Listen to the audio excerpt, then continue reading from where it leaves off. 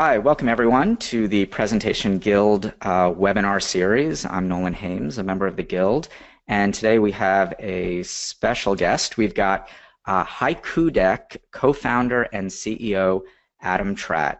We've got about 25 minutes or so that we're going to spend with Adam learning all the ins and outs of Haiku Deck, what it is, how it can work for us and for our clients. Stick around to the end. We're going to give you a promo code that you can get some discounts on Haiku Deck. Also, before I forget, next episode of Inspired by Design is going to be Thursday, May 25th. Remember, those are only for Guild members. I know we have potentially some non-Guild members on, and welcome to you guys. We occasionally do non-member events like this one, but a lot of our other webinars are for members only.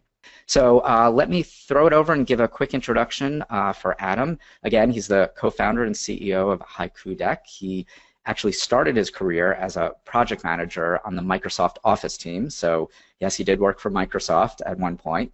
He had a number of other interesting jobs, including employee number 1 at the board game company Cranium, which is fascinating, and also a lot of other startups that actually led to Haiku Deck, and he might tell you the story of that. So I don't want to. I'll let you finish that up, Adam, and I'm going to throw it over to you to take over and let us know what Haiku Deck is.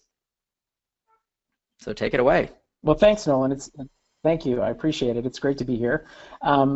And I appreciate the opportunity to share Haiku Deck with your community.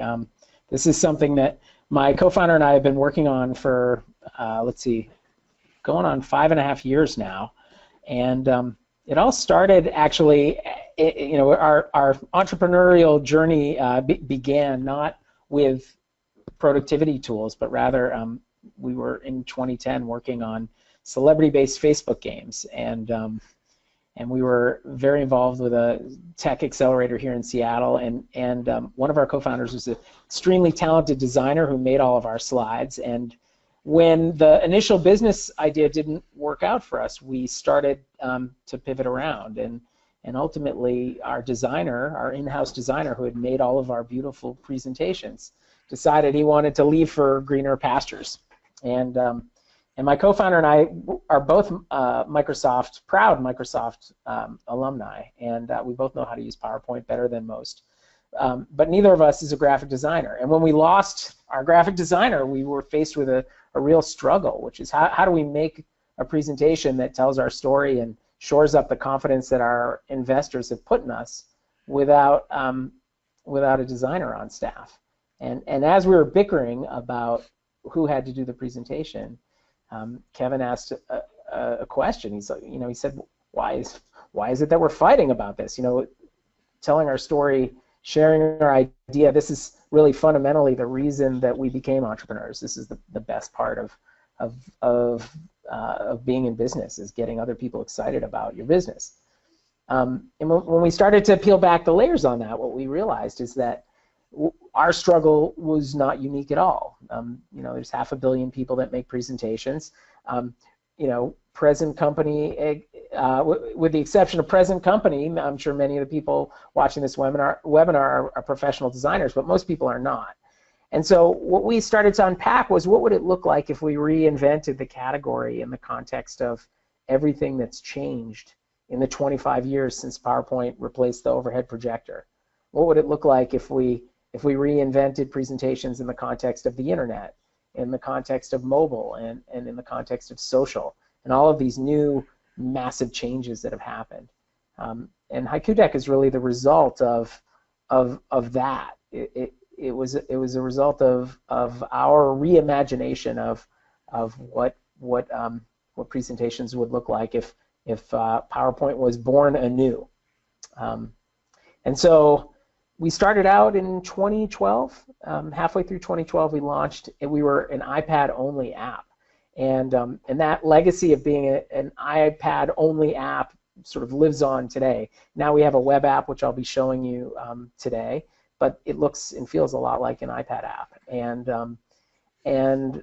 we also have an iPhone app, so you can, part of the benefit of Haiku Deck is that your presentations live in the cloud. They go with you wherever you go. You can create them on one platform, view them on another, edit them on another, and so that's where we're at.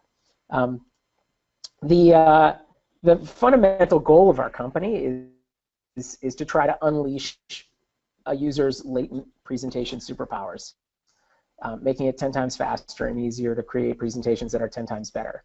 And the way we did that was we looked to the experts. So we interviewed a lot of people just like you, Nolan, and like others on the phone. We read books by Nancy Duarte and Gar Reynolds and all the greats, Guy Kawasaki.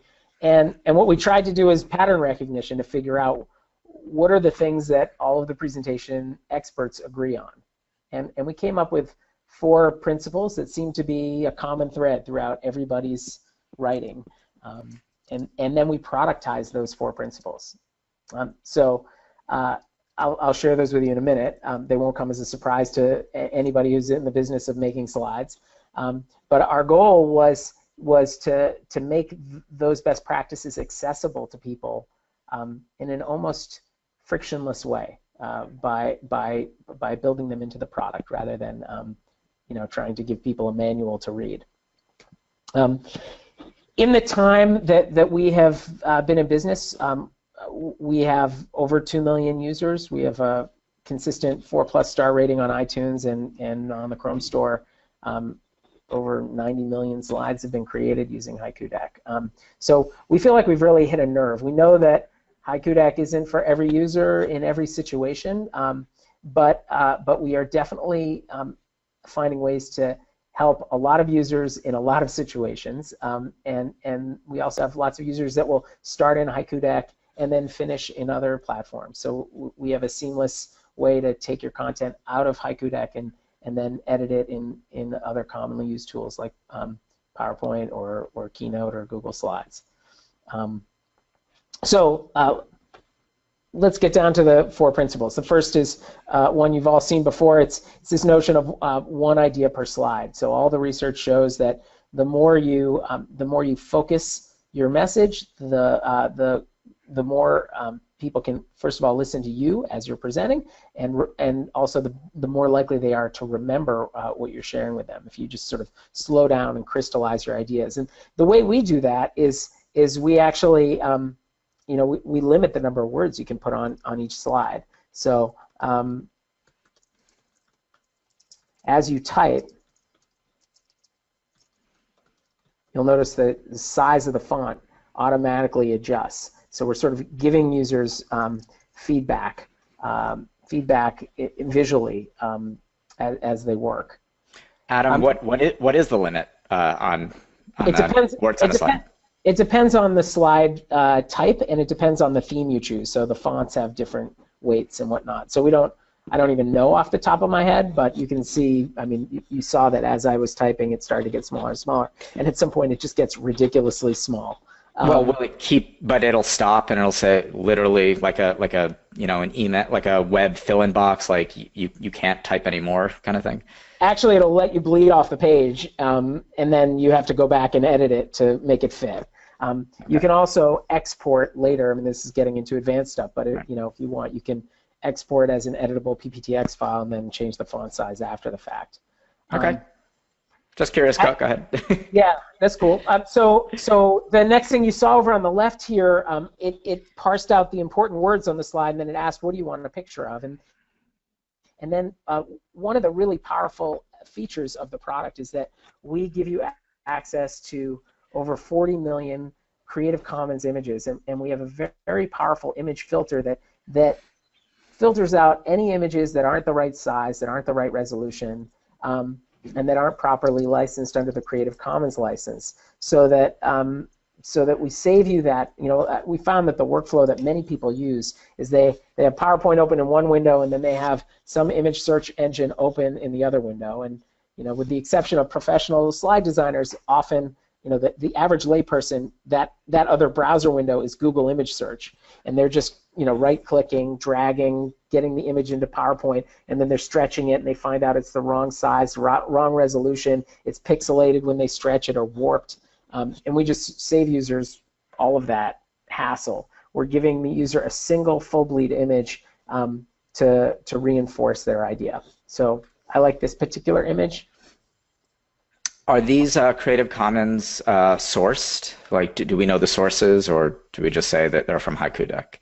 No, we do know the source. In fact, in order to be compliant with the Creative Commons, you need to offer the attribution for the image in the vast majority of cases. And so when we go to playback mode, I'll show you how that resolves. But a big feature in Haiku Deck is that we're not only giving you access to all these images, but we're automatically bringing in the attribution, so you don't have to go through that very painful process of copying and pasting. Okay, so you saw on that first slide, I'm just going to do this again, powerful imagery. You can also pull in your own pictures if you want from a variety of sources ranging from Google or Facebook or Dropbox or Box or Evernote. In this case, I'm going to use that image search again, and we're going to choose, let's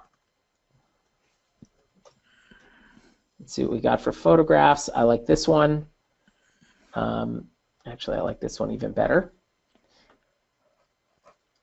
The other thing we do is we help you with consistent formatting. So that's the sort of first rule is one idea per slide. Second rule is use a single powerful image to reinforce your idea.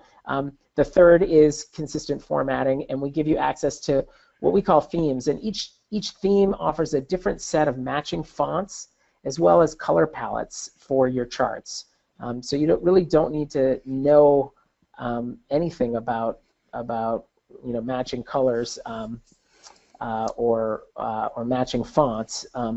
You can just choose one of the ones that our professional designers have chosen, and it will apply this across your entire deck. So we'll just pick one more image for this one, and so that's the third rule, is consistent formatting. The fourth rule is, if you're going to use a chart, try to keep it simple. We built a very simple charting engine, so you'll notice I have a bar chart here. I can just drag and drop this series of bars to make them look exactly how I want. If I want to change the scale, let's say I want to make this 10,000, I can type in 4.2K, and it's smart enough to understand what I'm talking about, or I can just, again, drag these to look however I want. We support other chart types like a pie chart. I love I love the manual. I mean, I assume we all wish we could do that in other programs. It's a really nice feature. Yeah, and of course we support. You can import an image of a chart that you made in any other app, just as you would in PowerPoint. This was, you can imagine this is slick when you use it on a laptop the way I am now. You can imagine how fantastic this feels when you're on a touch-enabled device like an iPad. You're just sitting there, in the puffy chair at Starbucks, and you're using your finger to drag out a bar. It's like a dream come true. And I assume since you started on the iPad, you're well integrated with touch and interactivity that way. Absolutely. Yeah. And again, when you change the theme, it's going to change the color palette of that chart really easily. So it's just it just works the way people want things like this to work.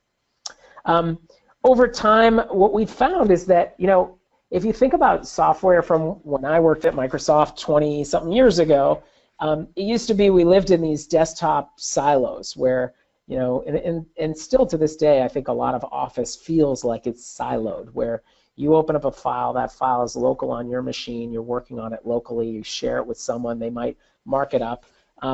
But in this age of cloud computing, there's a lot of power that you can unlock by having something that is saved in the cloud. And I'll cover some of that later, but what you should know is that as we're working here, this is being saved to the web. So I can go click over to playback mode, and here's the presentation that I've been working on as we've been talking, and it's already saved as an asset on the web that I could embed in my blog. I could tweet this. I could post it to Facebook. I could post it to LinkedIn. And I've saved myself that extra step of having to figure out how am I going to make this available to people out there in the world. Nolan, earlier you asked about the attribution. So you can see here up in the left corner in playback mode, I've got this little CC logo. If I click on that, that's going to give me a link right back to the page where this this photo came from. Nice. And it gives me the Nice. image attribution. Yeah. So you know, here we go. Like this shows that the exact elements of the license, and I can click right through to the Flickr page where it came from. Nice. Now, can you upload your own imagery? Of course, yes. Yeah, that's critical. The way you do that is you go over here to the image thing and you just click on My Pictures, and this is where you can choose the source of your image. And you can just drag and drop a local file right to this box, or you can fetch it from Dropbox or Flickr or Google Photos or pretty much any commonly used source. Nice. This will not bring in the attribution, obviously, but yeah. Adam, is it? You had mentioned mobile before. Is this available on Android? It is not. It is not available on Android. We have a native iPhone and a native iPad app. We have, you know, some users that have requested Android, but we're not there yet. We're still trying to make it work on the web and iOS, but we hope to get there soon. Okay, cool. So another thing that that our users have asked for that we recently added to the app was the ability to bring the same search and embed that we have with images to videos. So let's say I wanted to add a video to my presentation. I can either paste the URL here, or I can do a search. So let's look for. Am I spelling your name correctly there, Nolan? You are, but that's dangerous. I don't know what's going to come up. Oh, I do. You do. Okay. So let's see. So you can see I found this video of you being interviewed. Is this at the Presentation Summit? Yes, it is. All right, there we go. And you know, if I wanted to preview it, I can preview it. But rather than do that, I'm just gonna go back over here.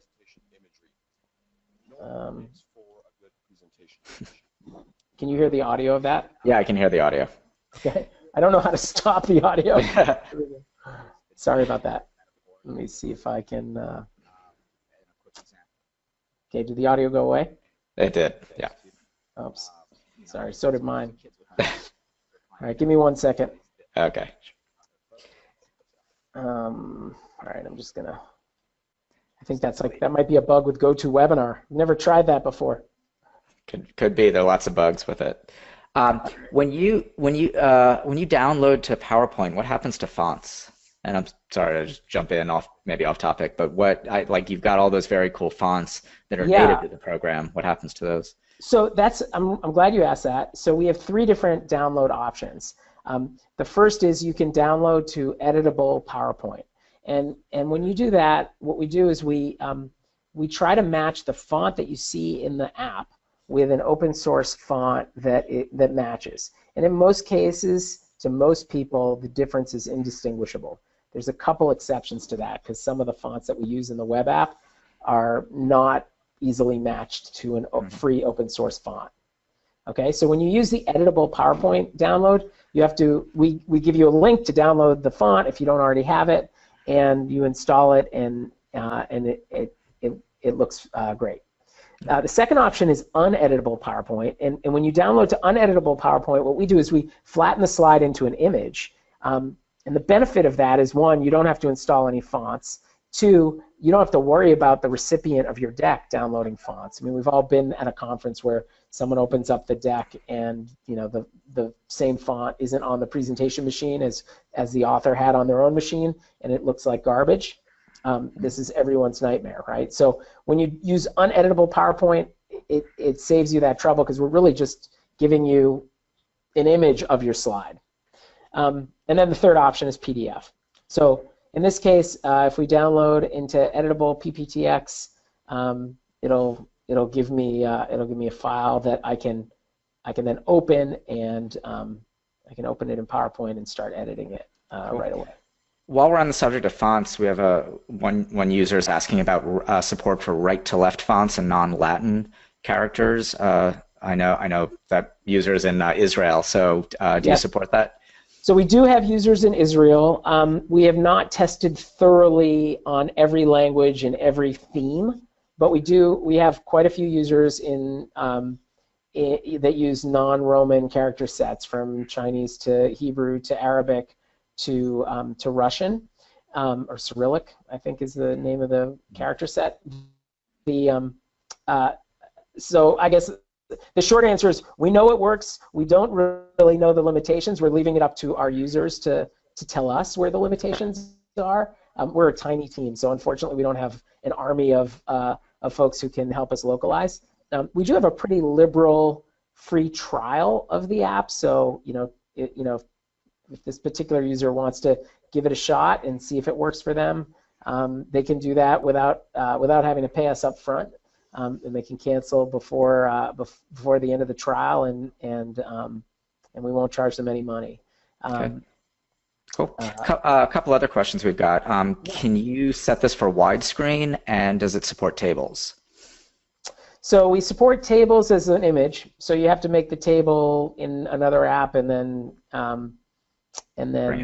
import it, which is kind of not the perfect answer, but it turns out tables are really quite complicated, and so we don't yet offer native support for tables.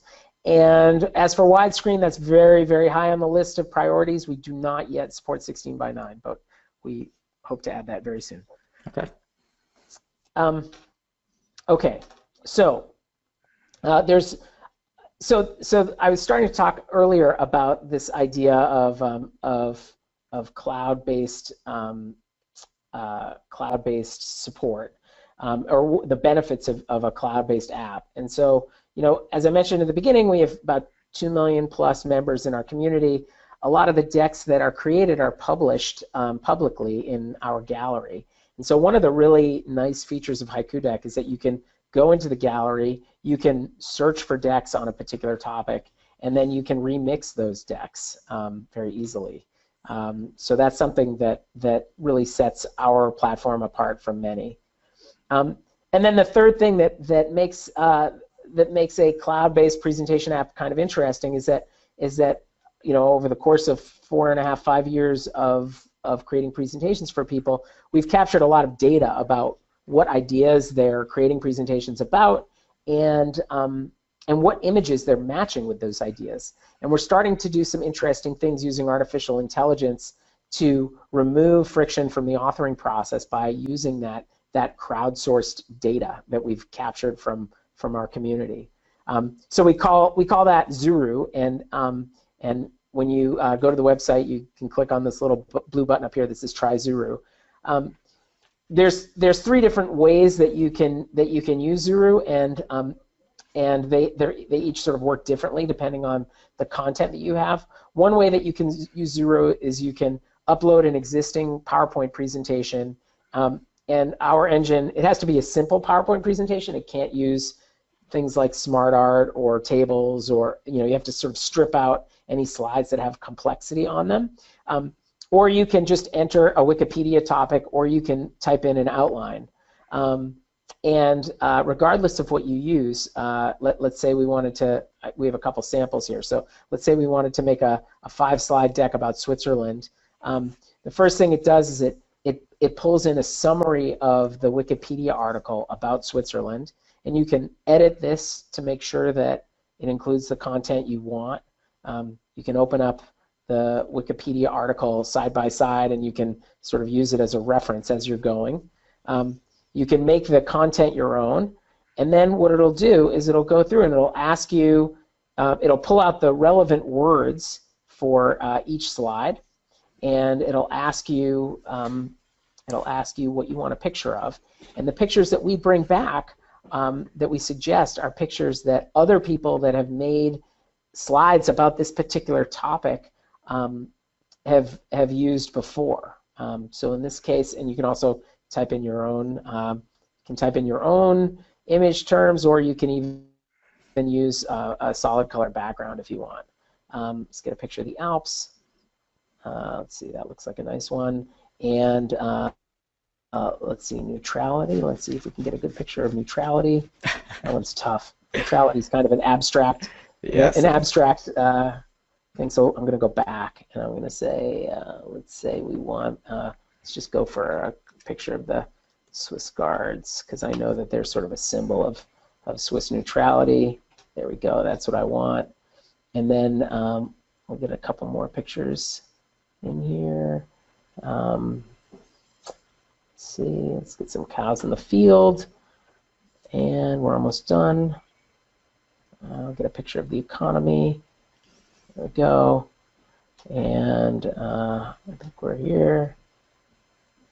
And let's just say continue, just so that we don't draw this out. I know we're running short on time. But basically what it's going to do is get us somewhere between 25 and 85% of the way done with our presentation. It's going to give us a preview of a bunch of slides. It's going to look at the images I chose and try to figure out the right place to put the words on the slide so that we're not blocking people's faces. It's using some computer vision, which is a sort of element of artificial intelligence, to try and match the colors on the slide based on the color palette for the photos that I chose. And then when I'm done, I can download this in PowerPoint format, or I can choose to edit the deck, and it'll suck it right into Haiku Deck, where I can go in and tweak it however I want and make whatever changes. Cool. That's really really interesting, and I think it portends a lot for the future of where it's going. Let me ask you that question because we do have a few more minutes left. Where do you see Haiku Deck in sort of the universe of presentation software? Do you see it as a PowerPoint killer, as a complement, not even in the same, playing the same sport? And then second part of that is where do you see Haiku Deck going in the next few years? Right. So I definitely do not see it as a PowerPoint killer. PowerPoint is 500 million people use PowerPoint, and it's great. It's a great app for a lot of things. Our mission is to make it 10 times faster and easier to create presentations. We're trying to do that by creating a cool utility that's very useful. We're trying to do that by bringing together a community of creative folks who want to share their presentation content in many cases, and we're trying to do that using artificial intelligence. We've obviously embraced PowerPoint. We understand that PPTX is the standard file format, and many of our users, especially our paying users, will use Haiku Deck together with PowerPoint. Some people just use it to find great images. Some people use it to create header slides that make their traditional PowerPoints a little more memorable and impactful. And then some of our users use it every time for every presentation. It really just depends. So not a PowerPoint killer, more a PowerPoint complement. As we look to the future, I think the important thing that we're focused on is this mission of making it 10 times faster and easier for people to create presentations that are 10 times better. And so, part of that involves making the platform more flexible. We're walking a very fine line with the app. It's sort of a strict, we have a very strong opinion about the way to create a presentation, and we know that doesn't work for all users all the time. So we're walking a fine line between trying to make it easier by simplifying without making it so confining that it's impossible. And so I expect from a product perspective over time we're looking for ways to deliver on our mission, make it easier, make it faster, use the power of the crowd to remove friction from authoring. And we're trying to take apart all of the elements of presentation creation that make it difficult for people to feel creative and to feel inspired and to connect with their audience. Because ultimately that's what everybody wants to do. And so hopefully we'll continue down that path. I think that is definitely the theme of Haiku Deck. We're going to do a speed round of just the last couple questions. Can users change the colors? Like, for example, with the slide we see right now, can a user just go in and change that brown to something else if they want? Like that? Yes. So that answer is yes. Or you can choose any other color, or is it just from the theme color? Like this? Got it. That's very cool. And you can sample. Can you sample the image too? No, Oh, okay, you cool. cannot. Is there any local storage of Haiku Deck, or do you always have to have connectivity? So when you're using the web app, right now, the only way to get local storage is to export your file. So if you Okay, to if you click PPTX here or PDF. and you download it, then you have it locally. Um, if you're using the iOS app, technically it's stored on the device, so you do have Okay. local there. And again, I think somebody had a question about Mac PC, but once you just downloaded PPTX, so you can Right. use it cross-platform at that point. Do whatever And you want. and and the web app works cross-platform. So Right. we recommend Chrome, Firefox, and Safari browsers. If we generally do not recommend Internet Explorer because it's a little bit Well, you and the rest of the world. So okay, fair enough. for everything. It turns out the latest version of IE is sometimes okay, but we really try to wave people off from using IE with our app. Okay. It's really Cool. unreliable. Okay, last question, because we do have a promo code for Guild members, and that is going to be Guild. I don't know if it's case sensitive, but It is type in all cap. It is so all all caps. caps Guild at haikudeck.com, and that's going to get you 2 months free when you sign up for a yearly subscription to Haiku Deck Pro. Now, Adam, just a quick difference. What is the difference between Haiku Deck Pro and, let's say, the free trial that you had mentioned previously? So this is a little bit confusing. So we offer what we call Haiku Deck Public, and that is limited in a few ways. It's limited in that you can only create one deck. You can't export your work, and your decks are all public. You can't change the privacy. You can't. There's a few other things. You can't use the YouTube embed feature that I was demoing, and you can't use Zuru. So that's Haiku Deck Public, which is actually hard to find on our website. So most people who go to the website, you have to really be looking for the the truly free version. Then we have a 7-day free trial on Haiku Deck Pro. So if you go to Haiku Deck and you click Get Started, you'll see 7-day free trial. We'll ask you for your credit card. You can enter in Guild all caps. That will give you the equivalent of 2 months free when you buy the year. And then we won't bill your credit card for the first 7 days. So if you decide you don't like it and you cancel within the first 7 days, then we'll never bill your card. Cool. And that's kind of how it works. Cool. So we are a little past 2:30. I do want to let people get back to their stuff. If people do have more questions, is there a Haiku Deck forum boards or a help button or something? We just email me, adam@haikudeck.com. Well, there you go. I love hearing from customers. I mean, you'll certainly get email from me when you sign up. So part of the deal is if I'm going to fill your inbox with email, then you deserve some too. Mine with the same. Cool. So yeah, so we just put that in the chat window. That's adam@haikudeck.com.